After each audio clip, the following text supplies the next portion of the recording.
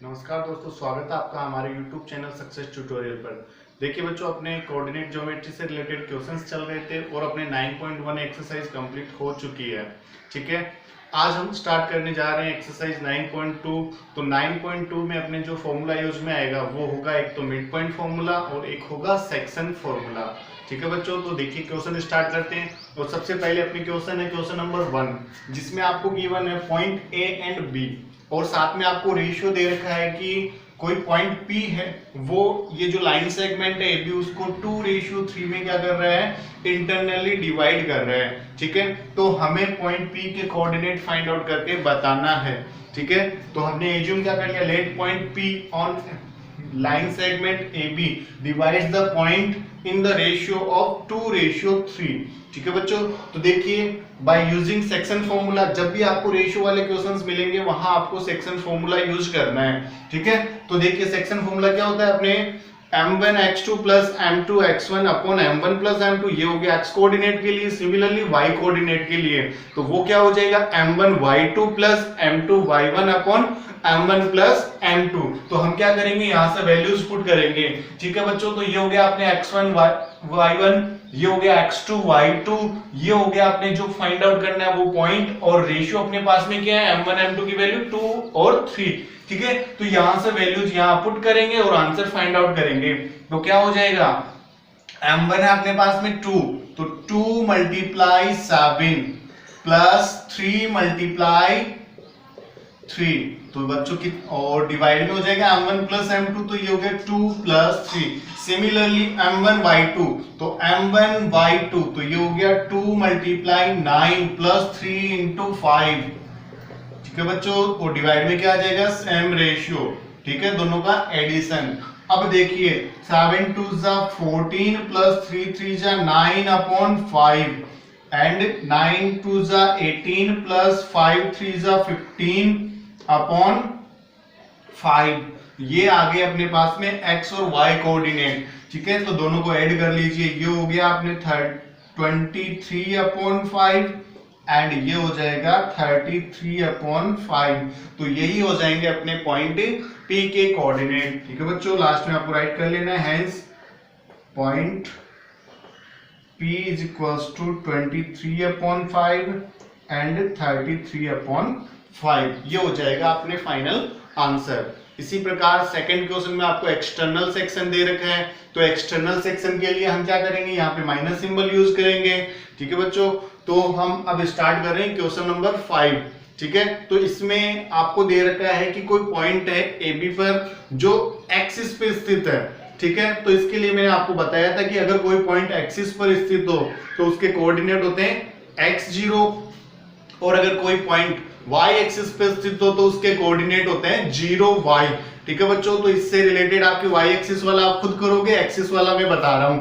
ठीक है, तो देखिए हमने क्या एज्यूम कर लिया, let point P on axis which divides the line segment AB in the ratio of k:1। देखो बच्चों, जब भी आपको एक्सिस y एक्सिस के क्वेश्चंस मिलेंगे या आपको ये पॉइंट P आपको गिवन हो और जब भी रेशियो फाइंड आउट करना हो तो अपने सबसे इजी तरीका रहता है उसको k:1 मान लो। ठीक है, क्योंकि अपने को रेशियो फाइंड आउट करना, आप m1 m2 भी ले सकते हो, कोई दिक्कत नहीं है, आंसर सेम आने वाला है। ठीक है, लेकिन हम इजी करने के लिए हमने क्या एज्यूम कर लिया यहाँ पे, k:1। तो देखिए बच्चों क्या करेंगे, बाय यूजिंग सेक्शन फॉर्मूला। अब आप ये देखिए यहाँ पे कि आपके पास में वैल्यू कौन सी है, x कोऑर्डिनेट आपके पास में नहीं है, तो 0 वैल्यू किसकी है, y कोऑर्डिनेट की। तो हम क्या करेंगे, y is equals to m1 y2 plus m2 y1 upon m1 plus m2, ये वाला कोऑर्डिनेट यूज में लेंगे। और जब y एक्सिस से रिलेटेड क्वेश्चन करोगे तो यहां आपने x कोऑर्डिनेट 0 होगा, तो हम एक्सिस वाला कोऑर्डिनेट लेके चलेंगे। तो देखिए ये वैल्यू है अपने पास में 0, m1 m2 की वैल्यू है k:1 और y1 y2 अपने पास में अवेलेबल है। ठीक है, तो ये हो जाएगा k इंटू -2, तो -2k। ठीक है बच्चों, फिर हो जाएगा m2 y1, तो m2 है अपने पास में 1 और ये है 3, तो ये हो जाएगा 3 इंटू 1 और m1 प्लस m2, तो k प्लस 1। अब हम क्या करेंगे, इनका क्रॉस मल्टीप्लाई, तो जैसे ये वैल्यू आएगी इधर तो ये हो गई 0 ये अपने पास है -2k + 3। अब क्या करेंगे, 2k को ट्रांसफर कर दो, तो ये हो गया 2k = 3 एंड k = 3/2। लेकिन अपने को रेशियो कैसे फाइंड करना है, k/1, तो हम क्या करेंगे, यहाँ डिवाइड में 1 पुट कर लेंगे। ठीक है बच्चों, तो यही हो गया। Hence point P x0 on axis divides the line segment AB in the ratio of 3:2। यही हो जाएगा अपने फाइनल आंसर। ठीक है बच्चों, इससे रिलेटेड भी आपको क्वेश्चंस मिलेंगे। कई बार आपको ये दोनों वैल्यूज गिवन होगी, तो वहां आप चाहो तो x कोऑर्डिनेट ले सकते हो, चाहो तो y कोऑर्डिनेट ले सकते हो। वहां दोनों से आपके आंसर क्या आएगा, सेम आएगा। ठीक है बच्चों, चलिए बच्चों अब हम कर रहे हैं क्वेश्चन नंबर 8। और ये क्वेश्चन बहुत ज्यादा इंपॉर्टेंट है, क्योंकि इसमें अपने को A पॉइंट गिवन है लेकिन B के कोऑर्डिनेट्स नहीं है दे रखे। ठीक है, तो वो अपने को फाइंड आउट करना है। इसके साथ में अपने को क्या गिवन है, रेशियो गिवन है, और जो पॉइंट P है वो आपको गिवन है, मतलब XY की वैल्यूज गिवन है। ठीक है, और हमें B पॉइंट फाइंड करना है। ठीक है, तो हमने सबसे पहले एज्यूम क्या कर लिया, let the coordinate of point B = XY। आप कुछ भी ले सकते हो, A भी ले सकते हो। ठीक है, मैंने यहाँ एज्यूम किया है XY। ठीक है, फिर एनी पॉइंट P। ठीक है, ये जो पॉइंट P है वो ये जो लाइन सेगमेंट AB है उसको कितने रेशियो में डिवाइड कर रहा है, 4:7 में। ठीक है बच्चों, तो जब भी आपको इस टाइप के क्वेश्चंस मिलेंगे, वहां अपने को पता है रेशियो मिल गया तो आपको यूज तो सेक्शन फॉर्मूला ही करना है। ठीक है, लेकिन यहाँ अपने को दोनों वैल्यूज फाइंड करनी है, x और y की, और वो भी किसकी, पॉइंट B की। ठीक है, तो देखिए बाय यूजिंग सेक्शन फॉर्मूला, तो सेक्शन फॉर्मूला अपने पास में क्या होता है,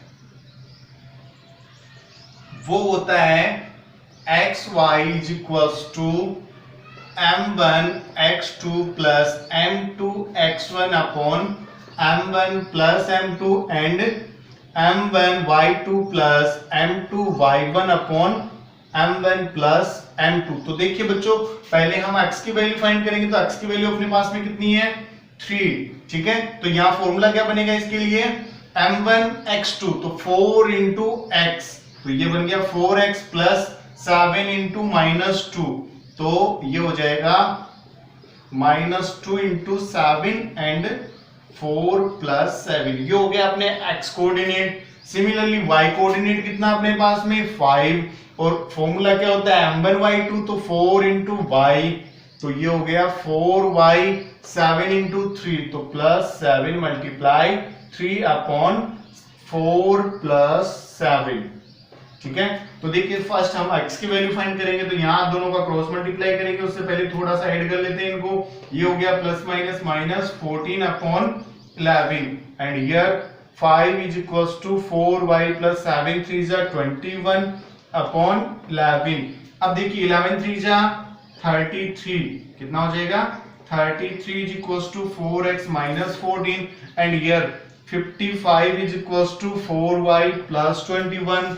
अब देखिए ये -14 इधर आएगा तो क्या हो जाएगा, प्लस का, तो 33 + 14 = 4x एंड ये हो गया ऐड करने पे 47x, और 4 कहां जाएगा इसका, डिवाइड में। ये वैल्यू आ गई अपने पास में x की। इसी प्रकार y की वैल्यू फाइंड करेंगे, तो क्या होगा, 55 - 21 = 4y। तो ये देखिए यहाँ माइनस करने पे कितना बचेगा, 34 = y, और 4 कहां आ जाएगा, डिवाइड में। दोनों में देखिए 2 का डिवाइड हो रहा है, तो ये कितना हो जाएगा, 17/2 = y। ठीक है बच्चों, तो अपने को जो पॉइंट B फाइंड करना है उसके कोऑर्डिनेट क्या हो जाएंगे, तो hence the coordinate of point B = 47/4 and 17/2। ये हो जाएगा अपने आंसर। ठीक है बच्चों, क्वेश्चन इजी है, लेकिन करने का तरीका अगर आपको बहुत अच्छे से आता है या आपने बहुत अच्छी प्रैक्टिस कर रखी है, साथ में फॉर्मूले वगैरह लर्न है, तो आपको कहीं कोई प्रॉब्लम नहीं आएगी।